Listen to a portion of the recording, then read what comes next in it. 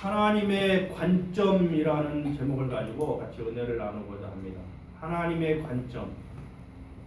우리의 관점이 아니라 하나님의 관점. 하나님의 관점은 우리의 관점하고 좀 다르기 때문에 오늘 그 말씀을 좀 전해드릴까 합니다. 우리 속담 중에 그런 말이 있죠. 10길 물속은 알아도 한 길 사람 속은 모른다. 그만큼 이 사람의 마음이 우리가 알지 못한다고 이렇게 하는데, 우리 사람들은 자기도 자기 마음 모른다는 거예요. 그렇듯이 이 마음의 중심이 우리의 행동이나 이런 거하고 많이 다를 수 있다고 이렇게 합니다. 그래서 우리 인간들은 이 세상을 살아가면서 이 보는 관점이 두 가지가 있다 그래요. 하나는 뭐냐면 외모를 보는 눈, 외모를 중시하는 눈. 그래서 특히 우리나라는 그게 더하죠. 외모의 어떤 얼굴이 어떻게 생겼고, 키가 어떻게 훤칠하고, 그다음에 그 사람의 스펙이 어떻고, 뭐 고등학교, 대학교를 어디 나왔고, 그다음에 그 사람이 뭐 박사냐 뭐냐, 그다음에 돈이 얼마 있냐, 또 그 사람이 뭐 얼마나 좋은 차를 타고 다니냐, 이게 그 사람의 판단의 기준이 돼. 특별히 우리나라는 유교적인 성향이 있어서 그런지 그런 게 더 큰 것 같아요. 그런데 그러한 외모를 보는 눈이 있는 반면, 그 반대로 그 사람의 중심을 보는 눈, 심령을 보는 눈, 또 그 사람의 어떤 생각, 또 영적인 그러한 것을 보는 눈이 따로 있다. 그래서 요즘도 기업 같은 데서는 많이 그런 것이 변하던데, 옛날에는 학력을 보고 그 사람의 뭐를 보고 외부 스펙만 보고서 이렇게 취업을 했는데, 요즘은 그 사람의 능력을 보는 쪽으로 많이 이제 옮겨가더라고. 근데 사실은 외부 외양만 보는 것보다는 그 사람의 능력과 실제적인 것, 그 사람의 마음 중심을 보는 것이 더 중요하다. 우리나라 사람들은 워낙 그 외부로 보이는 것을 그냥 중시하기 때문에, 특별히 여자들은 우리나라가 세계에서 성형수술 1위랍니다. 어떻게든 예쁘게 하려고 그러고, 또 돈도 없으면서도 그냥 빚내가지고 외제차 끌고 다니고, 그 다음에 명품을 꼭 여자들은 명품을 들고 싶어하고, 돈이 없으면 명품의 짝퉁이라도 들고 다니려고 하고, 왜 다른 사람한테 나 명품 들었다고 자랑하려고 하고 하는, 그러한 옷도 그냥 명품을 입고 이렇게 자랑하려고 하는 그러한 외부적으로 보이는 것을 따르는 것이 많은 사람들의 모습이다. 그러나 하나님께서는 이러한 외모를 보지 않으신다. 오늘 본문 말씀에 7절에 보면 여호와께서는 나는 그 사람의 용모와 얼굴을 보지 아니한다. 나는 사람의 중심을 보느니라. 아멘. 라고 말씀하십니다. 오늘 본문 말씀은 뭐냐면, 그 이스라엘에 사울 왕이 있었는데, 사울 왕이 이제 하나님을 순종하지 않고 하니까 하나님께서 내가 사울을 왕으로 뽑은 것을 후회하라 하고서 이 사무엘 선지자를 통해서 내가 새로운 왕을 세울 테니 너는 어디로 가서? 예루살렘으로 가서 이새의 아들 중에 내가 왕으로 세울 자가 있으니 이새한테 가서 그 아들을 봐라, 만나라. 그러면 내가 왕을 세우리라 라고 얘기를 하시는 겁니다. 그래서 사무엘 선지자가 그 예루살렘에 가서 이새를 만나서, 지금 그 당시에는 이제 사울이 왕으로 통치하고 있던 시기이기 때문에 왕이 있는데 또 왕을 세우려니까 두려워가지고, 그러면 왕이 나를 죽일 것입니다. 하나님께 구하니까 하나님께서 사무엘에게 그러면 암송아지를 가지고 제사를 드리러 간다고 하고 예루살렘으로 들어가라. 그래서 이새의 아버지를 만나라. 그러니까 이제 사무엘이 그렇게 해서 이새의 가족들한테 같이 제사를 지내자라고 하면서 준비하면서 내가 너의 아들을 보리니 아들을 나에게 보이라. 그러니까 이새가 하나님 말씀을 쫓아서 첫째 아들을 딱 불러와요. 첫째 아들이 키도 크고 얼굴도 잘 생겼어요. 용모가 준수하고. 그래서 이제 사무엘이 이 아들이구나 그래서 기름을 부으려고 딱 하니까 하나님이 사무엘에게 딱 말씀하십니다. 이 아이가 아니다. 내가 용모와 외모를 보지 않는다. 나는 중심을 본다. 이 아이가 아니다. 라고 사무엘에게 딱 말해주세요. 하나님께서. 그러니까 그러면 사무엘이 이새에게 둘째 아들을 데려와라. 그 다음 아들 데려와니까 그 다음 아들을 딱 데려왔는데 하나님께서 이도 아니다. 또 셋째 아들을 또 데려와. 하나님께서 또 사무엘에게 이 아이가 아니다. 이렇게 말씀하세요. 일곱째 아들까지 다 보였어. 아무도 하나님께서 택하시는 아들이 없는 거야.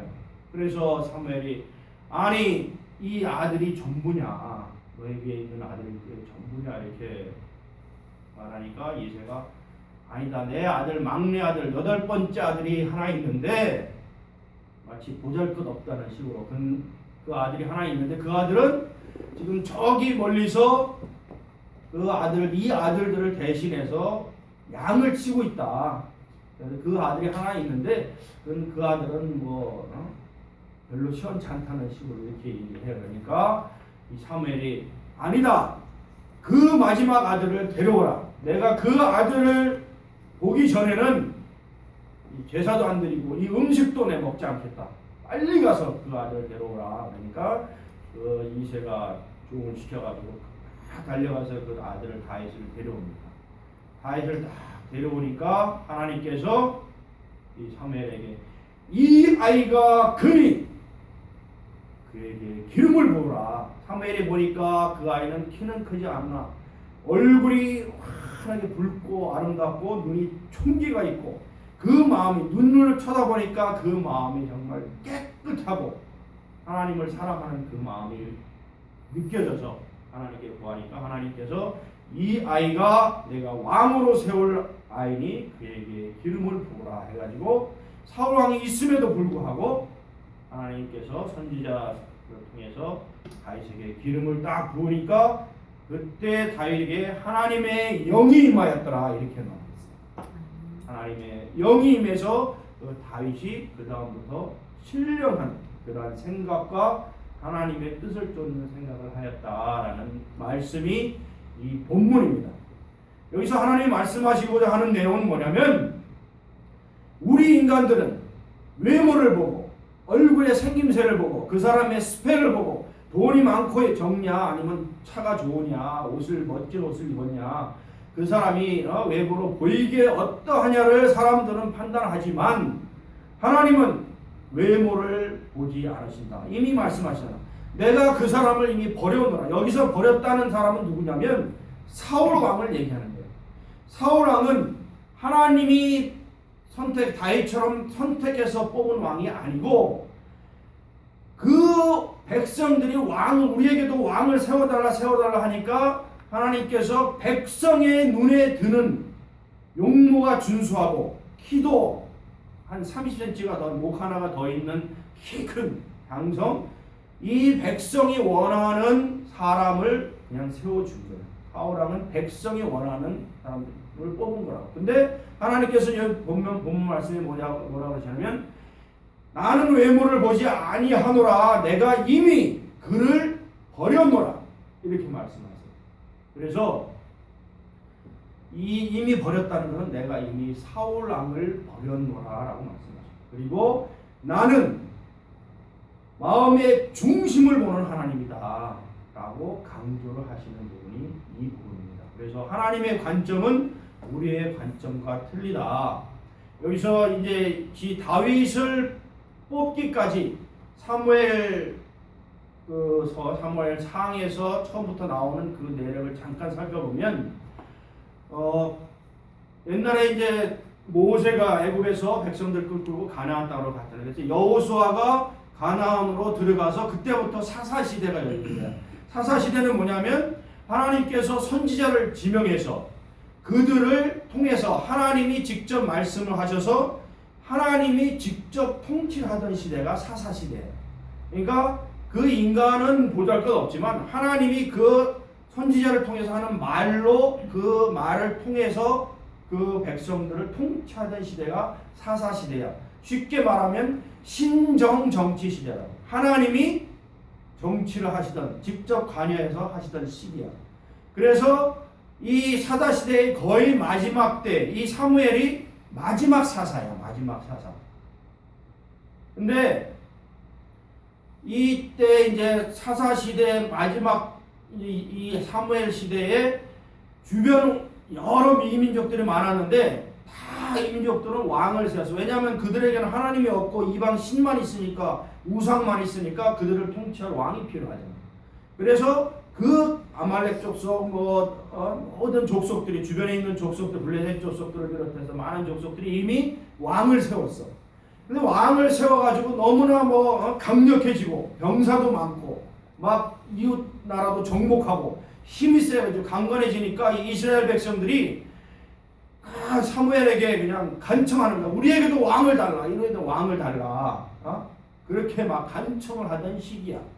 근데 이제 사무엘이 나타나기 전을 잠깐 살펴보면 사무엘의 엄마는 한나입니다. 그 사무엘상 처음에 보면 뭐라고 나오냐면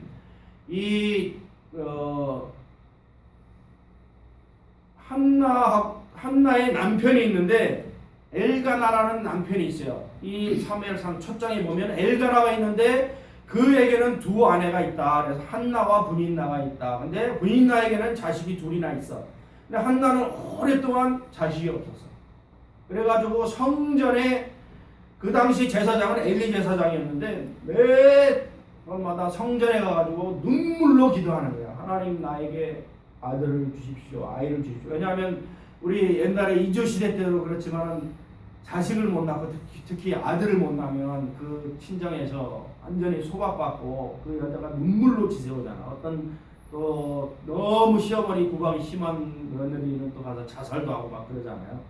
그러한 그 자식이 없을 때 받는 고통을 이 한나가 그 고통을 느끼면서 그 분인나에게는 자식이 있으니까 늘 자랑하고 한나를 막 그냥 막 하대하고 욕하고 막 이러니까 너무나 가슴에 고통이 와가지고 하나님께 매일 울부짖는 거예요. 하루는 그때 엘리 제사장이 보니까 한나가 성전에서 그냥 고개 숙이고 입만 막 기도하니까 엘리 제사장이 보니까 너는 왜 대낮부터 포도주를 마시고서 이렇게 취해서 있느냐 이렇게 하니까 그런 식으로 얘기하니까 한나가 아닙니다. 내 마음이 너무나 고통스러워서 이렇게 통곡을 하면서 하나님께 기도하는 것입니다.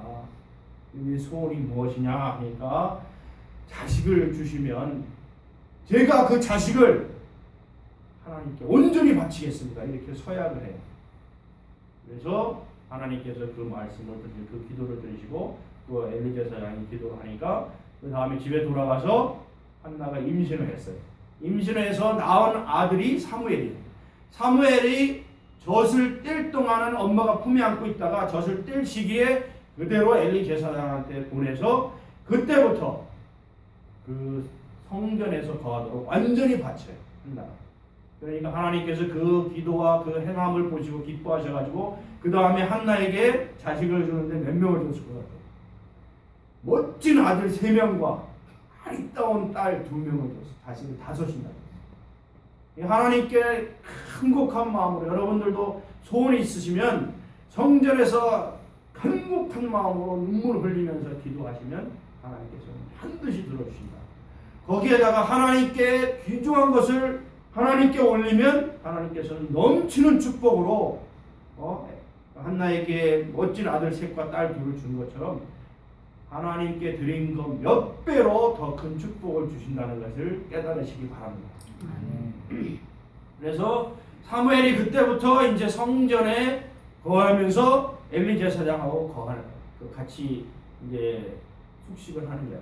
그래서 어렸을 때 아마 청소년 시기가 되는데 그 엘리 제사장에게는 2 아들이 있어요. 2 아들이 홈리와 비느하스라는 2 아들이 있는데 이 아들들이 망난이야. 엘리 제사장은 너무나 마음이 좋아서 이 2 아들이 어떻게 하냐면 성전 그 입구에서 막 재물 가져오면은 사람들이 막 몰려오면 그 재물을 그냥 제사도 안 드리고 지들이 갔다가 구워 먹고 막 재물도 자기들 마음대로 막 하고 또 밖에 나가서는 또 다른 뭐 전사들이 오는 사람 여자들하고 뭐 이렇게 잠도 자고 이렇게 막 아주 하나님 보시기에 악행을 저지르고. 근데 이 엘리 제사장은 그걸 안타깝게 여기면서도 아버지로서 원래는 그것을 엄격하게 꾸짖고 매질을 하든지 어떻게 해서 바로 잡아야 되는데 그걸 하지 않는 거예요. 마음이 너무 어지르니까. 그래서 이 아들들이 고치잖아요. 여러분들도 아들, 딸이 있을 테지만 잘못하면 엄하게 꾸짖으셔야 됩니다. 잘못하면 바로 잡아야 돼요. 근데 이 엘리 제사장은 그것을 하지 않아서 어느 날 블레셋 군대가 이스라엘을 공격했는데 이 사람들이 제사장 그 두 아들하고 그 다음에 여러 장로들이 같이 있다가 하나님의 법궤를 가지고 전쟁터에 나가면은 이길 것이다 이렇게 생각하고 자기들은 하나님께 순종도 하지 않고 하나님께 죄를 범하면서도 하나님 그 법궤만 믿고 법궤를 가지고 전쟁터에 갔다. 근데 하나님께서 진노하셔가지고 그 블레셋 사람들한테 다 패하게 만들어요. 그래서 그 제사장 아들 둘이 다 죽고 법궤를 블레셋 사람들한테 빼앗겨요. 그리고 사람들이 달려와서 이 엘리 제사장한테 달려와가지고 뭐라 그러냐면은 큰일 났습니다. 하나님의 법궤를 블레셋 사람들한테 빼앗겼고 그 당신의 두 아들도 블레셋 사람들한테 죽었습니다. 그러니까 엘리 제사장이 그 말을 듣다가 의자에 앉았다가 갑자기 놀라가지고 벌떡 뒤로 넘어졌는데 문지방에 목뼈가 부러져서 그 자리에서 죽어요. 그 하나님께서는 그 법궤를 함부로 한 것, 또 자식을 제대로 가르치지 않은 것, 그리고 법궤만 믿고 순종하지 않은 것, 이런 것을 분명하게 심판하신다는 것을 여기서 보여주고 있습니다. 여기서도 하나님의 관점을, 하나님의 마음을 우리가 좀 읽을 수가 있어요. 근데 엘리 제사장이 이제 죽기 전에 어느 날 밤에 이제 사무엘이 옆방에서 자고 있는데 사무엘한테 갑자기 어떤 음성이 들려요. 사무엘아. 그러니까 사무엘이 갑자기 자다가 벌떡 일어나가지고 그 엘리 제사장한테 막 달려갑니다. 자는데 제사장님, 대제사장님 저를 부르셨습니까? 엘리 제사장은 자다가 깜짝 놀래. 나는 너를 안 불렀는데 가서 자라. 그래서 다시 돌아가서 자는데 사무엘 귀에 또 음성이 들리는 거야. 사무엘아. 또 번쩍 일어나서 또 엘리 제사장한테 가가지고 저를 부르셨습니까? 아니다. 다시 가서 자라. 세 번째 또 그 음성이 들리는 거야. 그래서 엘리 제사장 또 가니까 엘리 제사장이 그때 딱 깨닫고 하나님께서 너를 부르신다. 가서 그 말씀을 받아라. 라고 사무엘에게 가서 기도하고 그 하나님 말씀을 받아라고. 그래서 사무엘이 하나님께 이제 기도하면서 그 말씀을 받고 있는데 다 그 시간이 끝난 다음에 엘리 제사장이 사무엘을 불러서 하나님께서 뭐라고 하시는지 있는 그대로 하나도 숨김없이 다 얘기해라. 그러니까 사무엘이 마음이 두렵습니다. 말하기가. 제사장이 아니다. 그래도 다 얘기하라 하니까 하나님께서 제게 말씀하시기를 엘리 제사장께서 두 자식을 그대로 놔두고 그 죄악을 고치지 아니하였으므로 그 두 아들과 제사장을 죽일 것이요 그 다음에 제사장 자리를 빼앗길 것이다. 이렇게 예언해 주십니다 하면서 두려움에 떨면서 그 사무엘이 엘리야 제사장한테 얘기합니다. 그런 이후에 이제 블레셋 사람들 전쟁이 나서 그 두 아들이 죽고 엘리 제사장이 죽은 거예요. 그 다음부터는 사무엘이 이 제사장, 대제사장이 돼서 하나님의 말씀을 직접 받으면서 이스라엘 전 지역을 주로 돌면서 한 곳에 한 이틀씩 머무르면서 신정 정치를 하는 거야.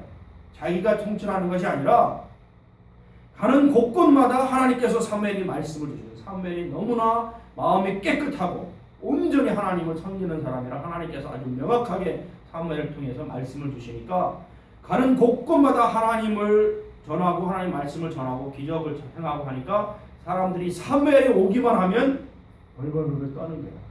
뭔가 우리가 잘못한 게 있으면 손이 날까. 그 정도로 사무엘이 그 신정 정치를 하면서 하나님께서 기름 부어서 신정 정치를 하는데 그 당시에 이제 백성들이 뭘 원했냐? 주변 나라들이 전부 왕권 통치를 하니까 사무엘에게 우리에게도 왕을 달라. 우리는 신정 정치 이거 당신이 와서 이렇게 통치하는 거 우리도 왕이 있어야 되겠다. 저 사람들처럼 저 민족처럼 왕이 있어야 되겠다. 제발 왕을 달라고 이제 여러 장로들과 그 백성들이 막 계속 강구를 해. 사무엘이 하나님께 기도하니까 하나님께서 몇 번을 생각하시더니 그들의 소원을 들어주어라. 그럼에도 불구하고 사무엘은 다시 기도하는 하나님 이 백성들이 이렇게 하는데 어떻게 해야 좋습니까? 또 기도하니까 하나님이 그들의 원하는 대로 해주어라. 그들이 너를 버림이 아니요 나 여호와를 버렸기 때문에 그들이 왕을 요구하는 것이다. 이렇게 말씀하세요. 하나님께서는 그것을 기뻐하지 않으셨다. 하나님께서는 오히려 하나님이 직접 통치하는 왕중왕, 예수님이 우리의 왕중왕이시잖아. 실제적인 왕이 통치하는 나라가 최고의 나라임에도 불구하고 심지어 사무엘이 백성들한테 이런 얘기까지 한다고. 너희가 왕을 세우면 너희 아들들이 군사로 끌려갈 것이다. 거기서 몇 년간 복무를 하게 될 것이고 너희 딸들이 거기에서 음식을 만드는 일을 할 것이고 그 다음에 그 왕은 재물을 모아서 신하들을 먹일 것이고 너희들은 매년 힘들게 세금을 바칠 것이고 너희 생활은 궁핍하여질 것이다. 그런데도 너희가 왕을 원하느냐? 그러니까 백성들이 그 말을 듣고도 그래도 우리는 저 이방 민족들과 같이 우리는 왕이 필요하다고 다 들고 일어나는 거예요. 그러니까 하나님이 어쩔 수 없이 그 소원을 들어주어라. 사무엘에게 그들이 너를 버림이 아니라 나 여호와를 버림이로다. 통곡하시면서 마음속에 그 아픔을 가리시면서 허락을 하시죠. 그러한 하나님, 우리가 원하면 나쁜 것이라도 어쩔 수 없이 우리를 생각해 주신 하나님. 그래서 그들 중에 이제 왕을 세울 것을 생각하고 쭉 돌아보시는데 그들의 뜻에 맞는 왕을 아까 말씀드렸듯이 외모가 준수하고 키도 큰 사울이라는 청년을 이제 선택하시는데 그 사울이 어디 지파냐면 이스라엘 12지파가 있잖아요. 12지파 중에서 그 당시에 정치적으로 그 여러 지파의 갈등이 많았는데 가장 센 지파가 유다 지파였어. 근데 가장 약한 지파가 베냐민 지파였어. 거의 10지파하고 유다 지파는 서로 간에 이제 그 어떤 권력 다툼이랄까 할 정도로 유다 지파는 셌는데 이들은 정치적인 이해타산이 있으니까 아무 힘도 없고 힘을 쓸 수 없는 베냐민 지파에서 왕이 나오길 원해. 그래서 사울이 베냐민 지파에서 왕이 돼서 나옵니다. 사울이 왕이 돼서 나오는데 사울이 이제 왕에서 처음에는 이제 하나님에게 능력을 받아서 블레셋 뭐 30만을 끌고 와서 블레셋을 쳐 부시기도 하고 그렇게 해요. 근데 사울이 왕이 되면서 몇 가지 죄를 범하는데 아주 심각한 죄를 범합니다. 첫 번째는 뭐냐면 그 다음에 이제 블레셋 군대가 다시 올 때에 군대는 막 일촉즉발로 뭐 하루만 올 거리에 막 가까웠고 그 다음에 제사를 지내고 싸움을 나가기 전에 하나님께 예배드리고 제사를 지내야지 승리를 하는데 이 사무엘 선지자는 길이 늦어가지고 오질 않고 마음이 급하니까 자기가 제사장 역할을 하고 제사를 드려버려요. 자기가 사무엘의 역할을 하고 제사를 드려보니까 하나님께서 진노를 하세요. 그래서 사무엘이 뒤늦게 와가지고 당신이 어찌 그렇게 그리하셨습니까? 하나님께서 당신의 왕위가 오래지 않게 만드실 것이라고 저주를 하십니다.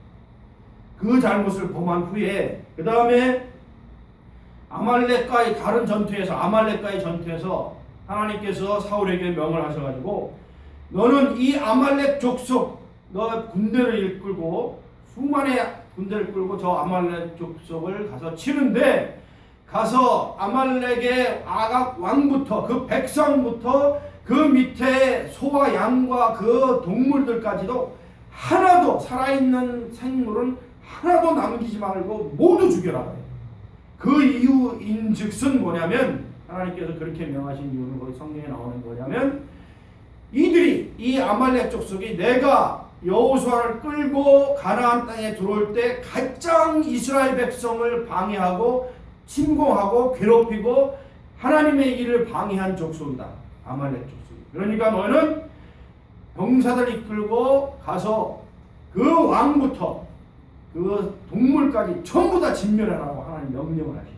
하나님께 대항하는 그 족속을 완전히 죽여라라. 근데 그래서 기도하고 이제 사울이 가서 그 아말렉을 공격하는데 어떻게 했냐면 그 백성들 다 죽여요.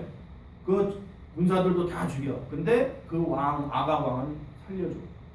그 다음에 동물들 중에서 아주 비실비실하고 뭐 그냥 힘없고 거의 죽을 것 같은 것들은 다 죽이는데 토실토실하고 잘 먹음직스럽고 아주 잘 큰 소나 염소나 양이나 뭐 이런 동물들은 전부 다 살려가지고 다 병사들 시켜서 가져오는 거야.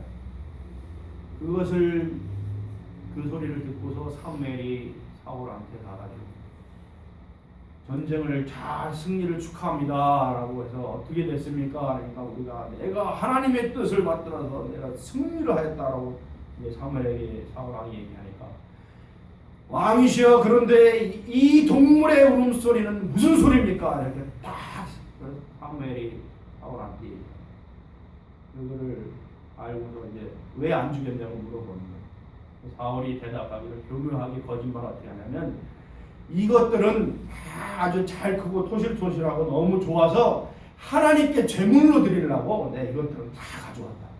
그렇게 거짓말해요. 그러니까 사무엘이 어찌하여 하나님의 명령을 거역하시나이까. 하나님께서 당신의 왕위를 쫓겨나게 하실 것입니다. 그 다음에 몇 차례 또 죄를 범하는데 전쟁터에 먹지도 말라고 했는데 자기 아들이 꿀을 찍어 먹는 거 가지고 그 아들도 죽여야 되는데 죽이지 않는 그 사건도 있고 너무 전쟁터에 그 군사들에게 먹지도 않 너희가 전쟁에 승리할 때까지는 며칠이고 먹지 마라 해가지고 병사들이 다 굶주리고서 승리한 다음에 너무 배고파서 막 병사들이 그 동물을 핏째 막 먹는 그러한 일을 범하게 하는 그런 죄도 있고 마지막에는 또 이 사울왕이 선지자를 통해서 말씀을 드려야 되는데 누굴 찾아가? 신접한 여인을 찾아가. 귀신 찾아가서 귀신한테 말을 듣는 거예요. 이런 걸로 인해 가지고 완전히 하나님으로부터 하나님이 내가 사울을 세움을 후회하노라 이렇게 해서 그 다음 장면에 이제 하나님께서 내가 택한 백성이 택한 사울왕이 아니라 내가 택한 왕을 다시 세우겠다 해서 이 다윗 왕을 세우는 장면이 이 사무엘서 16장에 나오는 얘기예요. 그때 하나님 말씀하시는 말씀이 뭐냐면 내가 용모로 사람을 판단하지 않는다. 내가 이미 그를 버렸다. 사울을 버렸다. 나는 사람의 중심을 본다. 라고 말씀하시면서 다윗을 택한 것입니다. 다윗을 택한 이유 중에 하나님이 택하신 이유 중에 크게 두 가지가 있어요. 첫 번째는 다윗은 그 자기에게 맡겨준 일에 대해서 아주 성실하게 하는 사람이에요. 성실하게. 그 이새가 양 치는 것을 다 이렇게 맡겼잖아. 형들은 다 집에 가고 뭐 딴 일 하고 하더라도 자기에게 맡겨진 이 일은 양 치는 일을 엄청나게 성실하게 그야말로 자기 충성되이 한 사람이고 그 다음에 사울 왕 때에 군대 장관으로 일을 할 때도 그 맡은 바 직분을 정말 지혜롭고 성실하게 했어요. 다윗은 그런 사람이었어요. 그 다음에 나중에 다윗이 왕이 된 후에도 어떻게 됐냐면 백성들을 다스리는데 정말 성실하고 사랑으로 백성들을 다스린 사람. 그 중심을 이미 하나님은 이미 꿰뚫고 보십니다. 그 다음에 두 번째로 하나님께서 다윗을 택하신 이유는 어떤 게 있냐면은 다윗은 자기가 치는 양무리를 자기의 목숨보다도 더 사랑했어요. 성경에 나오잖아요. 여러분들 다 아시다시피 다윗이 뭐라고 얘기하냐면 내가 양을 칠 때에 큰 곰과 사자가 와서 양을 먹으려 하면 내가 그들을 막대기와 이 돌팔로 쳐가지고 쫓았나이다. 그러나 그럼에도 불구하고 그 커다란 곰과 또 어떤 때는 사자가 나를 공격해서 나를 먹으려 할 때는 내가 달려들어서 그 사자의 수염을 쥐고 사자를 쳐서 죽였나이다. 이렇게 얘기해요. 곰도 잡고서 내가 쳐 죽였나이다. 자기 양무리를 생각하기를 자기 생명보다도 더 소중하게 여기는 사람이었다. 다윗은. 근데 이 모습을 우리가 어디서 발견할 수 있어요? 양을 위해서 목숨을 바치신 분이 누구예요? 예수 그리스도죠.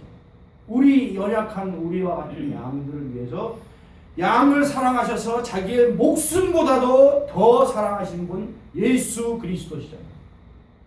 그래서 여기 보면 성경에 보면 아브라함과 다윗의 자손 예수 그리스도의 계보라 이렇게 마태복음 첫 장에 나옵니다. 그래서 우리 예수님의 모습을 또 다윗의 모습에서 우리는 발견할 수 있습니다.